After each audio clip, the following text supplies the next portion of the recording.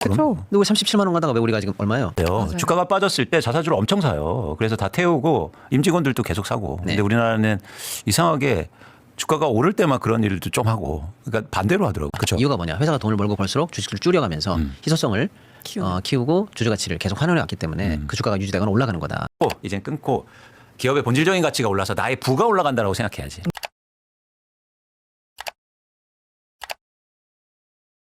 일단 1번 인텔의 최대 주주는 미국 정부입니다. 이 지점 기억해 보시면 좋을 것 같고 오하이오 공장이 지금 돈을 못 벌어요. 그러나 기사에서 보도된 것과 같이 인텔의 오하이오 부지와 팹 인수를 추진하거나 결정한 사실은 없습니다. 그래서 그런 측면에서는 저는 뭐 나쁘지 않은 뉴스다. 좋은 뉴스다. 이렇게 일단 판단하고는 있습니다.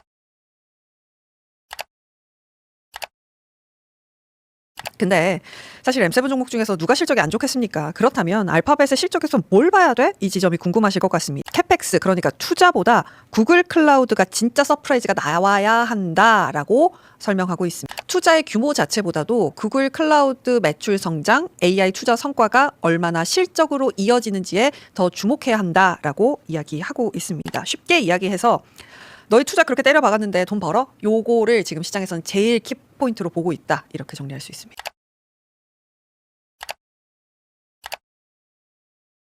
서부지방법원 폭동 때 취재를 위해서 법원 안에 들어가 촬영한 다큐멘터리 감독에게 벌금형이 확정된 바 있지. 똑같은 취재를 한 JTBC 취재진에게는 한국기자협회가 특종상을 줬는데 이 프리랜서 다큐멘터리 감독에게는 기소와 처벌이 있었던 겁니다. 정윤석 감독은 헌법재판소에 재판소원을 청구했고 헌재에서 사전심사를 통과했다고 합니다. 이런 걸 바로잡으라고 재판소원 제도를 우리가 도입한 것이겠죠.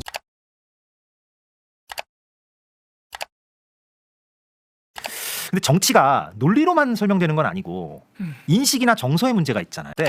이렇게 근저당을 설정하는 방식으로 고가 아파트를 매매하는 경우가 강남 3구에 꽤 있다고 하더라고요. 그분들 입장에서는 내가 갈 수 없는 강남 3구에는 저렇게 근저당이라는 거를 통해서 은행 대출을 안 받더라도 고가 아파트를 거래하긴 하는구나라는 걸 이번에 아마 모순도 없지만 대통령도 저런 방식으로 매매를 하기도 하는구나라는 것이 일종의 정서적 박탈감이나 약간의 그 어떤 씁쓸함 같은 거를 주지는 않을까라는 우려.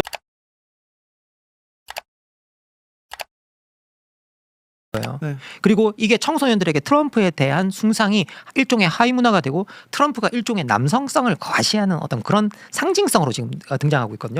그런데 많은 사람들이 이야기하는데 트럼프의 이런 모든 행위가 왜 나오느냐라면 기본적으로 낮은 자신의 자존감 때문이라고 이야기하고 있거든요. 예, 실제로 이제 트럼프의 그 조카 중에 한 명이 심리학자인데 그 트럼프가 성장 과정 속에서 자기 아버지로부터 인정받지 못했고 인정받기 위해서 필사의 노력을 다했고 거기서 실패하면 오르거든요. 그래서 기본적으로 낮은 자존감을 가진 사람이 세계를 지배하고 있고 그리고 그것 때문에 지금 엄청난 영향을 전 세계적으로 받고 있다는 점에서 그리고 우리도 받고 있다는 점에서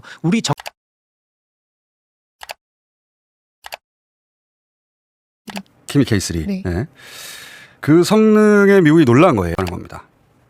이때 미국 당국이 동원한 법적인 틀이 핵 또는 첨단 미사일 그 기술 수출 통제 새로운 AI 모델이 강력하면 강력할수록 이제 점점 자기들끼리만 쓰려고 할 것이다. 이 국가 단위에서는 이미 전략 무기로 생각하고 있는 거예요.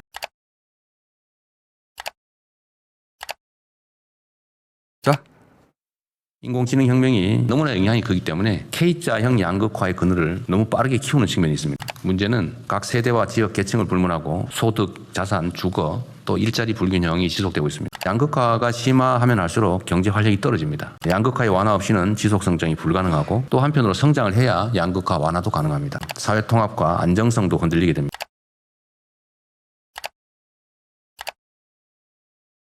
그런데 사실 제가 이 지수가 확 뛰는 붐업 때 주식 갖고 있는 분들과 안 갖고 있는 분들이 이렇게 온도 차이가 벌어진 걸 이번에 처음 본 것 같습니다. 과거에는 임금 상승이나 노동자들의 소득 상승이 이렇게 주변으로 퍼지는 방향이 있었는데 지금은 말씀 주셨듯이 이 임금 상승이나 성과급 나누는 것조차도 굉장히 상습니다.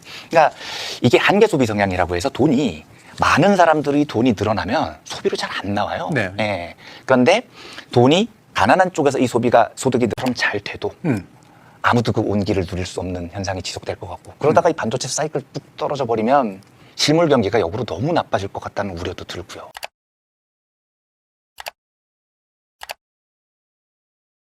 이번에 종합특검팀이 확보한 유병호 감사위원회 메모에 따르면 유병호 위원은 윤석열을 두목이라고 칭했다고 합니다. 그런데 여기서 주인은 주권자인 국민이 아니라 주군인 윤석열이라서 문제였던 거죠. 윤석열 반대 세력은 쓰레기, 윤석열 당선이 곧 공정 등과 같은 내용이 적혀 있었다고 합니다. 국가라는 최고의 공적 기구의 엄정함을 세우는 조직의 일원이 윤석열에 대해서만 맹종하는 사사로움을 넘어선 수준의 광기까지 보였다는 거죠.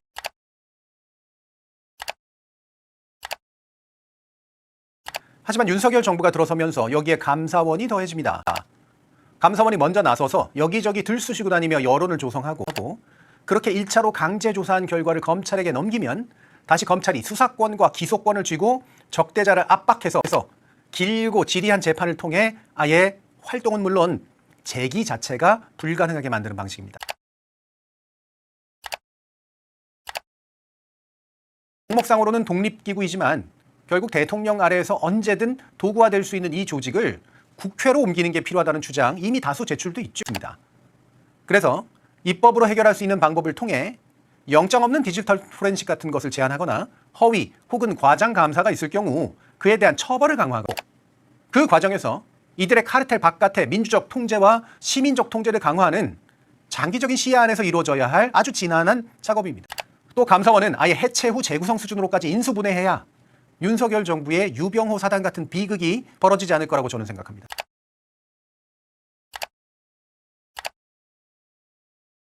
근데 이게 인권 친화적인 사법 개혁이나 개혁들은 사법 개혁의 그 핵심이 뭐냐면 결국은 사법 수사 과정의 비효율성을 양산해요. 인권이 개선된다는 의미는 정확하게 수사 과정의 효율성을 저하시키는 거예요. 미란다 원칙 이거 다 비효율적인 거거든요. 그런데 어떤 사법 개혁도 효율적으로 갈 수는 없어요. 그리고 그런 건 감수해야 돼요.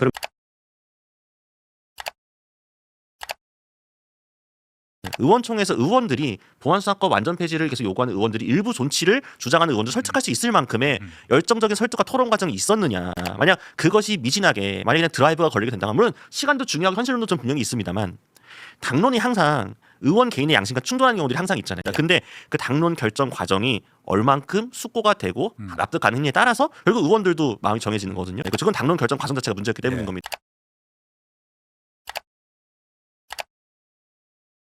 그러면은 대통령이 하는 그 모든 SNS는 이제 하나를 쓸 때마다 기사가 되잖아요. 다르기 때문에 이게 아무리 선의를 갖고 좋은 말을 한다고 하더라도 쓰는 순간 정쟁의 소재가 되는 것도 있어요. 네, 사실 그거 하나하나가 하이리스크 하이리턴의 전략이라고 보거든요. 그래서 그런 차원에서는 이 메시지의 톤 앤 매너라든가 플랫폼이나 이런 거는 약간 관리가 필요한 측면이 좀 있다고 생각이 듭니다.